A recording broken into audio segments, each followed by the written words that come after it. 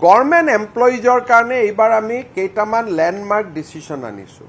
এটা হ'ল 2005ৰ আগত এপইণ্টমেণ্ট প্ৰচেছ আৰম্ভ হ'ল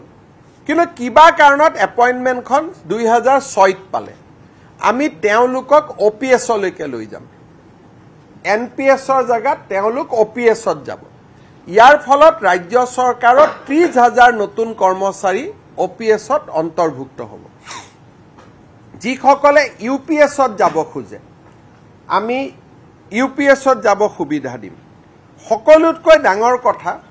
মুখ্যমন্ত্ৰী লোকসেৱা আয়োগ যোজনা য'ত আজিৰ দিনত 2,10,000 গভৰ্ণমেণ্ট এমপ্লয়িয়ে ৰেজিষ্টাৰ কৰিছে এতিয়াৰ পৰা মেডিকেল কলেজ কেঞ্চাৰ হস্পিটালত তেওঁলোকে কেছলেছ ট্ৰিটমেণ্ট পাব আৰু এই বছৰৰ শেষৰ ফালে নাৰায়ণ হৃদয়ালয় হওক এপলো হওক তাতো আমি কেছলেছ ব্যৱস্থা ৰূপান্তৰকৰণৰ দিশত আমি এই ব্যৱস্থাটোক আগুৱাই লৈ যাম সকলোতকৈ ডাঙৰ কথা হৈছে যে NHM সৰ্বশিক্ষা যিবিলাক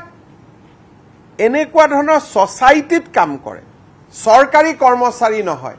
তেওঁলোককো এইবাৰ আমি মেডিকেল ৰিইম্বাৰ্সমেণ্টৰ সুবিধা কৰি দিম NHM SSA ইয়াত কাম কৰা কৰ্মচাৰীসকলেও এতিয়াৰ পৰা 100% মেডিকেল ৰিইম্বাৰ্সমেণ্ট পাব